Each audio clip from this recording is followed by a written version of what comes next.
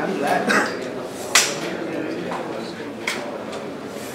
I have a question to Bellocchio. Do you see yourself as a representative of radical movies? What? Do you see yourself as a representative of radical movies? Radical movies.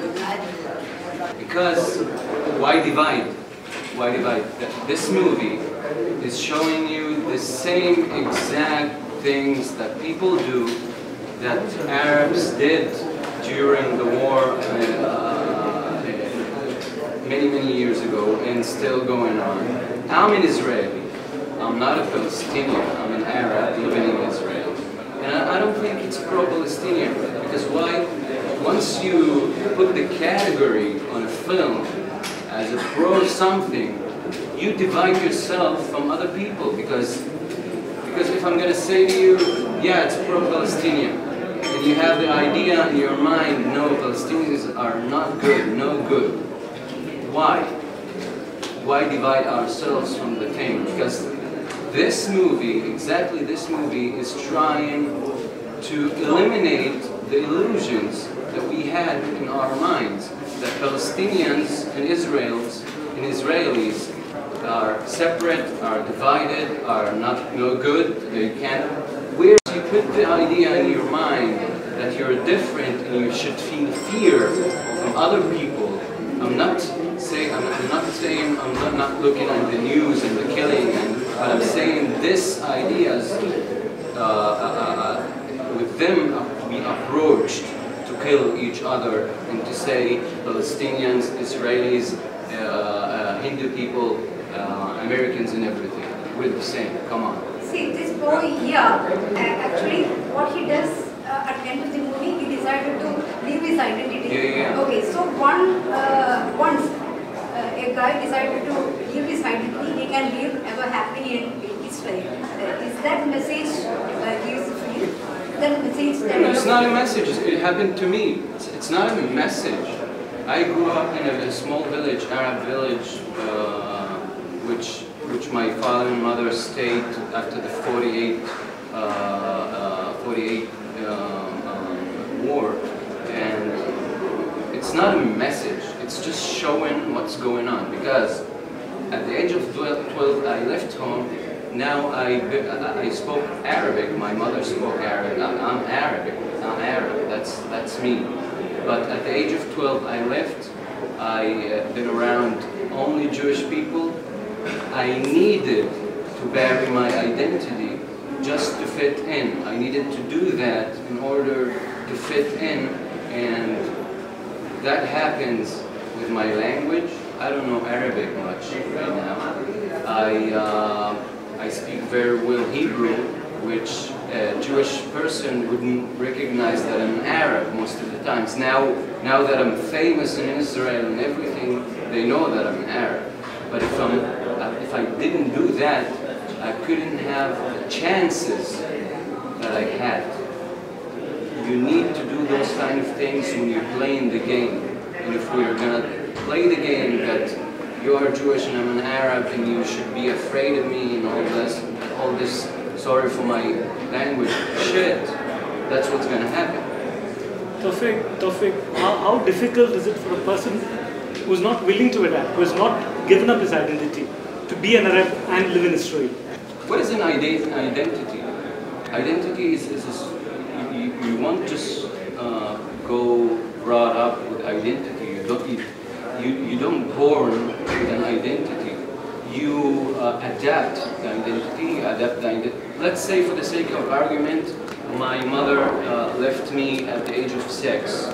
She said, "Go away," and I ended up in America. My identity will be American, 100% American. No matter what I try to do, I don't know other identity. Identity is an idea, again, an idea. If we all been brought up on one certain idea, which we are human, you might hear me and you say, yeah, he's crazy in love and everything is okay. No, but imagine if your identity and my identity were brought up on my father and mother just told me, and your father and your mother told you, your identity is, you are a symptom of this process, and you're a human being. Would you see me different? Would you call me an Arab? Would I call you, you're an Indian? No. It's an idea, basically. And we need to admit it. Not playing the game for the more. That's it. Tawfeek, we in India, we have this cosmopolitan thing. I mean, we live as Hindus, we live as Muslims, we live as Sikhs. Yeah. Each one have their own identity, which is specified, which is clear, which is obvious. What I was trying to ask you is, to live as Arab in Israel, without leaving that identity, without shedding that identity, how difficult it is. You have adapted. You speak Hebrew. Yeah. There could be other youngsters your age. If I try to keep my own identity as an Arab and keep my behavior and my attitude and everything as an Arab in Israel, I need to just close myself with a very small community and just be there. And this is dangerous.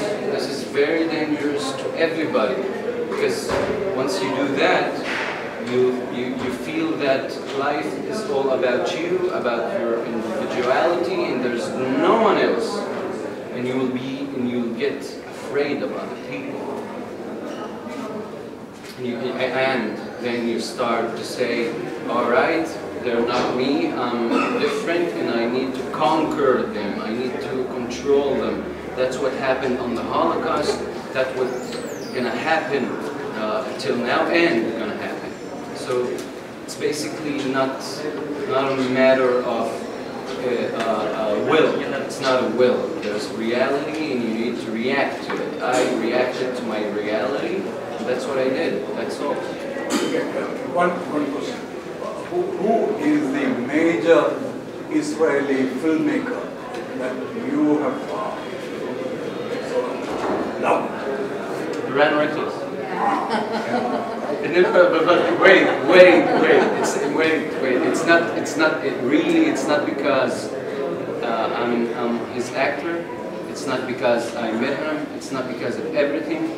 Because when I met Ran Reckless at the very first time, not when I was 12 years old, running around in his sets, doing crazy things, I met a person who is awakened, who doesn't have any formula, any kind of belief, system of belief to govern his actions. He has his instinct, and he trusted. He's the kind of person that trusts his instincts. But and at the moment you start to do that, you'll know what bad and what wrong. But if you try to govern it, it's not good. There are a couple of other filmmakers too, right? I'm sorry? There are a couple of other major Israeli filmmakers whom you've seen and watched and loved. Besides Iran, Actually, my childhood, when I was a child, I haven't been exposed much to Jewish or Israeli films, because I was different. I was an Arab. I was not welcome to do those kind of things, so I didn't really get into it. But now that I'm acting and I'm in the business, I got to meet a lot of beautiful directors, and mainly directors and artists. They are the only one that can take a step aside and look at the whole thing, and not the game. I'm ideologist, I'm leftist, I'm rightist, and all that doesn't make us go any far. Just to kill each other and left people, which we consider as humanitarian and people who love and want peace.